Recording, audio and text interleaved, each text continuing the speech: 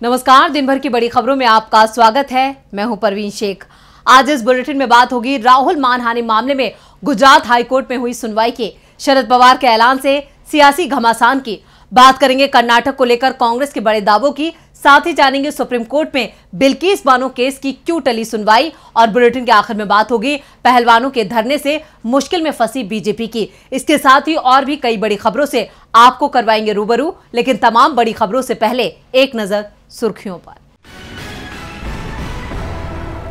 कर्नाटक में कांग्रेस अध्यक्ष खड़गे की हुंकार से बीजेपी में हड़कंप। बोले, बीजेपी आरएसएस के ऑफिस में बाबा साहेब की फोटो नहीं रखते, लेकिन जब वोट लेना होता है तो उनकी फोटो को नमस्ते करते हैं। अमित शाह, जेपी नड्डा और योगी आदित्यनाथ के खिलाफ कांग्रेस ने चुनाव आयोग से की शिकायत। कांग्रेस का आरोप, कर्नाटक में बीजेपी नेताओं ने दिए थे नफरती भाषण। मिशन 2024 में जुटी सीएम ममता बनर्जी का बड़ा बयान। बोली, प्रजातंत्र में जनता से ताकतवर कोई नहीं। बढ़त के साथ बंद हुआ शेयर बाजार। सेंसेक्स 242 अंकों की तेजी के साथ 61,355 पर हुआ बंद। निफ्टी 83 अंकों की उछाल के साथ 18,148 पर हुआ बंद। ये तो थी सुर्खियां, और अब बात आज की सबसे बड़ी खबर की। गुजरात हाईकोर्ट में आज राहुल गांधी की याचिका पर सुनवाई हुई। याचिका में राहुल की मोदी सरनेम से जुड़ी टिप्पणी के बाद एक आपराधिक मानहानि मामले में सजा पर रोक लगाने की मांग की गई है। राहुल गांधी ने सूरत की कोर्ट से 2 साल की जेल की सजा पर रोक लगाने की मांग की थी। जो आज सुनवाई के दौरान क्या कुछ हुआ कोर्ट में, देखते हैं ये रिपोर्ट। मोदी सरनेम मानहानि मामले में राहुल गांधी की याचिका पर गुजरात हाईकोर्ट में सुनवाई पूरी हो गई है। जस्टिस हेमंत प्रश्चक की पीठ ने 2 दिन चली सुनवाई के बाद फैसला सुरक्षित रख लिया है। पहले संकेत मिल रहे थे कि शाम तक कोर्ट फैसला भी सुना सकता है, लेकिन अब यह फैसला गर्मियों की छुट्टियों के बाद जून में आ सकता है। दरअसल जस्टिस प्रश्चक 5 मई से विदेश यात्रा पर जा रहे हैं। कोर्ट में राहुल गांधी का पक्ष रखते हुए अभिषेक मनु सिंघवी ने दलील दी थी कि राहुल गांधी ने किसी की जान नहीं ली है, मामला गंभीर प्रकृति का भी नहीं है। अगर दोष सिद्धि पर रोक नहीं लगाई जाती है तो वो 8 साल तक चुनाव नहीं लड़ सकेंगे। राजनीति में 1 हफ्ते का समय भी बहुत होता है। सिंघवी ने कहा कि ये पहला मामला है जब मैंने देखा कि मानहानि के लिए अधिकतम सजा दी गई है। यहाँ मुझसे ज्यादा अनुभव वाले कई वकील हैं। मुझे संदेह है कि उन्होंने भी इस तरह की सजा के बारे में सुना होगा। सिंघवी ने कोर्ट से आज ही आदेश पारित करने की मांग की थी, लेकिन जस्टिस प्रश्चक ने साफ कर दिया कि वो छुट्टियों के बाद आदेश पारित करेंगे। कोर्ट छुट्टियों के बाद 5 जून को खुलेगा। ऐसे में अब फैसला 1 महीने बाद ही आएगा। जस्टिस प्रश्चक ने कहा कि छुट्टियों में वो ऑर्डर को तैयार करेंगे और फिर कोर्ट के खुलने पर इसको सुनाएंगे। ऐसे में 5 जून के बाद कभी भी कोर्ट फैसला सुना सकता है, और फैसला किस दिन होगा ये 3 जून को साफ हो जाएगा। यानी फैसले में कम से कम 34 दिन का इंतजार करना पड़ेगा। दरअसल ये मामला 2019 के लोकसभा चुनाव के दौरान राहुल के बयान से जुड़ा है। कर्नाटक के कोलार में राहुल गांधी ने नीरव मोदी, ललित मोदी के साथ पीएम मोदी का नाम जोड़ते हुए कहा था कि सभी चोरों के सरनेम मोदी क्यों होते हैं। इसी को लेकर भाजपा विधायक और गुजरात के पूर्व मंत्री पुर्णेश मोदी ने राहुल गांधी के खिलाफ मानहानि का मामला दर्ज कराया था। हाईकोर्ट अगर राहुल गांधी की सजा को कम करता है तो उनकी संसद सदस्यता भी बहाल हो जाएगी। क्या राहुल गांधी की संसद सदस्यता होगी बहाल, यह हाईकोर्ट के रुख से तय होगा। सक्रिय राजनीति को लेकर आज अपना रुख शरद पवार ने भी साफ कर दिया है। एनसीपी चीफ शरद पवार के पार्टी प्रमुख के पद से इस्तीफे के ऐलान ने राज्य की सियासत में हंगामा मचा दिया है। ऐसे में कयास शुरू हो गए हैं कि शरद पवार ने अगर अपना फैसला नहीं बदला तो एनसीपी का अगला बॉस कौन होगा। मुंबई में वाईबी चौहान सेंटर में चल रहे एक कार्यक्रम में अचानक ही एनसीपी चीफ शरद पवार ने ऐलान कर दिया कि वो 83 साल के हो गए हैं, राजनीति में 63 साल बिता लिए हैं और अब आराम का समय है। वो एनसीपी प्रमुख का पद छोड़ रहे हैं। वो अब कोई चुनाव भी नहीं लड़ेंगे।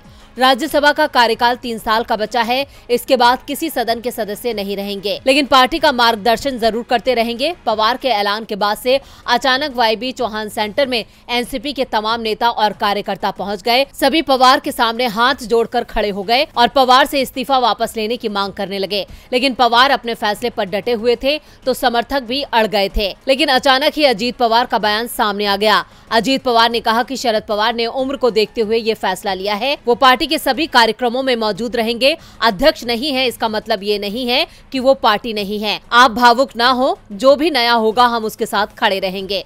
शरद पवार ने 1999 में कांग्रेस से बगावत कर एनसीपी का गठन किया था और उसी समय से वो पार्टी के अध्यक्ष थे। अब नए अध्यक्ष का फैसला कमेटी करेगी, जिसका गठन भी शरद पवार ने कर दिया है, जिसमें अजीत पवार, सुप्रिया सुले भी शामिल हैं। इसके अलावा प्रफुल्ल पटेल, जयंत पाटिल, छगन भुजबल, दिलीप पाटिल, अनिल देशमुख को भी इसमें शामिल किया गया है। शिवसेना नेता संजय राउत ने ट्वीट कर शरद पवार से एनसीपी अध्यक्ष पद से इस्तीफा वापस लेने का आग्रह किया है।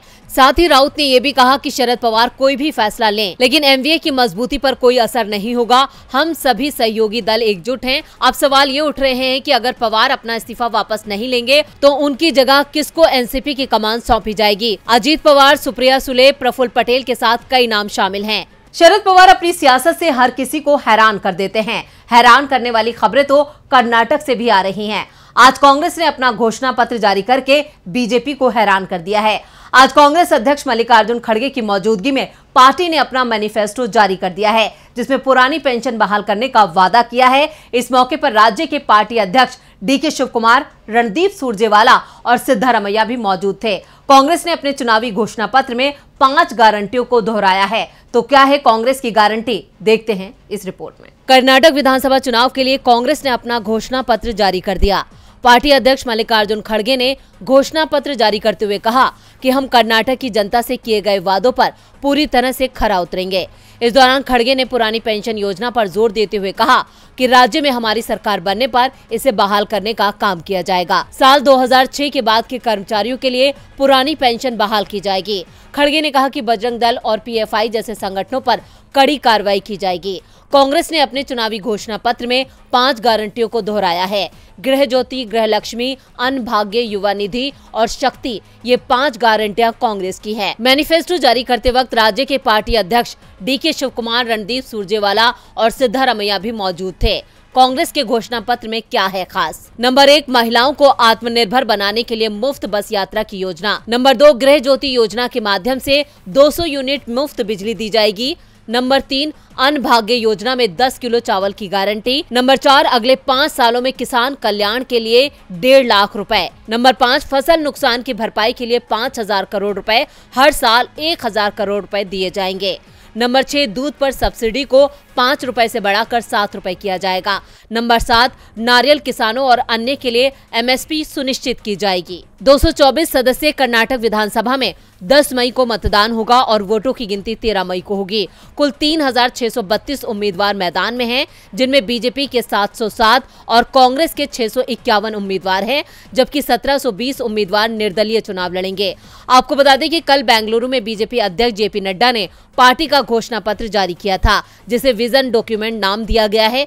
बीजेपी ने अपने घोषणा पत्र में कर्नाटक में यूनिफॉर्म सिविल कोड लागू करने का वादा किया है। ऐसे में कांग्रेस ने अपने घोषणा पत्र में जनता के हितों और राज्य के विकास पर ज्यादा जोर दिया है। यानी कांग्रेस के घोषणा पत्र के सामने आने के बाद बीजेपी बैकफुट पर है। फिलहाल राज्य के हालात भी कांग्रेस के पक्ष में ज्यादा नजर आ रहे हैं। कांग्रेस के घोषणा पत्र से बीजेपी की मुश्किलें बढ़ गई हैं। मुश्किलें तो राहुल और प्रियंका ने भी बीजेपी की बढ़ा रखी हैं।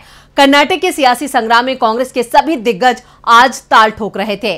खड़गे, राहुल सहित प्रियंका गांधी ने बीजेपी को चुनौती दी है, तो वहीं बीजेपी की तरफ से आज पीएम मोदी मैदान में हैं। तो कैसे इन दिग्गजों ने एक दूसरे पर छोड़े आरोपों के तीर, देखते हैं इस रिपोर्ट में। कर्नाटक विधानसभा चुनाव के लिए मतदान में 1 हफ्ते का वक्त बचा है। राज्य में राजनीतिक दलों का ताबड़तोड़ प्रचार अभियान जारी है।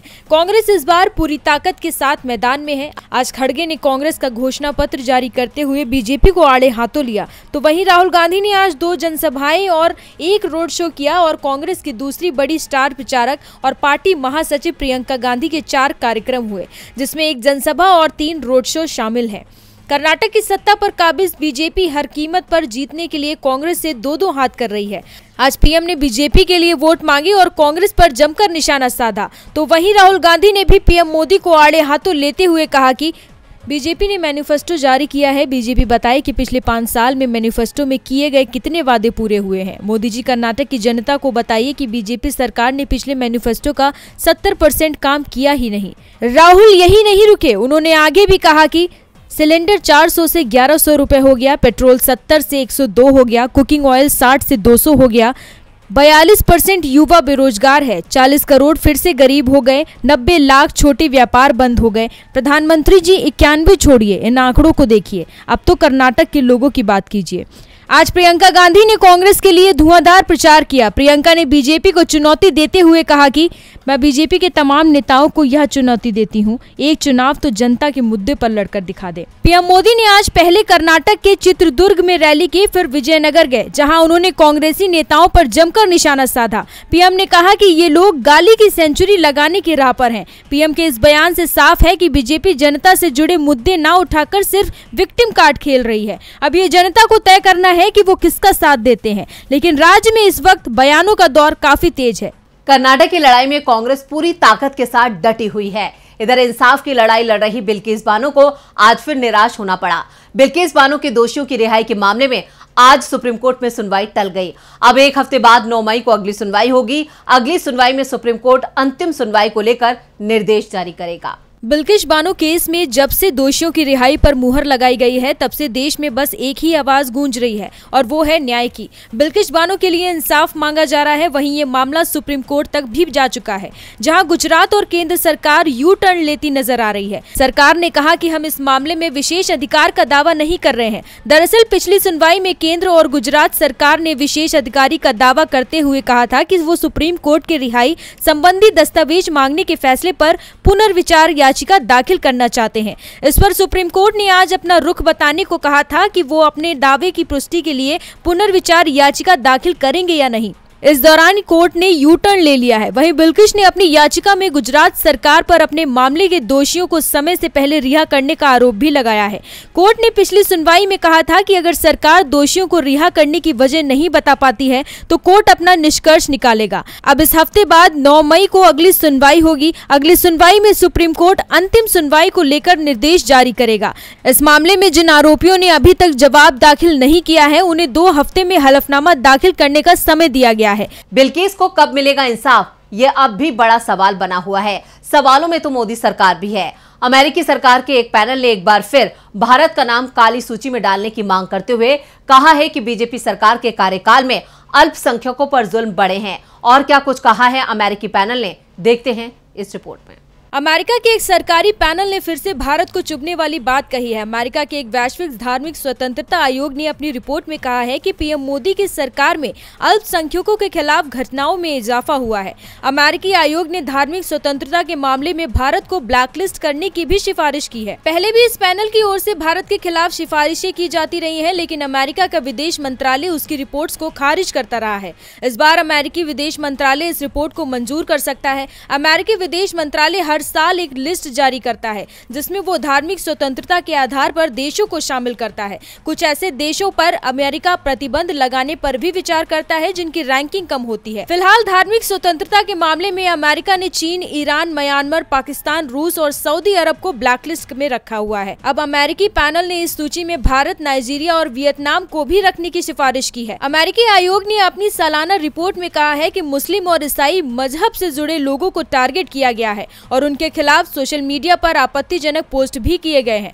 हालांकि बीते सालों में भी अमेरिकी पैनल ने ऐसे भी सवाल उठाए थे, जिस पर विदेश मंत्री एस जयशंकर ने तीखी टिप्पणी करते हुए कहा था कि अमेरिका में ब्लैक लोगों के खिलाफ जो होता है उस पर क्या कुछ कहने की जरूरत है। यही नहीं, उन्होंने एक सिख पर हुए हमले का जिक्र करते हुए कहा था कि कल ही यहाँ पर हेट क्राइम की घटना हुई है। वैसे ये लगातार चौथा साल है जब अमेरिकी पैनल ने भारत को लेकर इस तरह की सिफारिश की है। आपको बता दें कि भारत पहले भी आयोग को पूर्वाग्रह से ग्रसित बता चुका है और अमेरिका से आपत्ति भी जताई थी। एक बार फिर से इस मामले पर भारत का सख्त रुख देखने को मिल सकता है।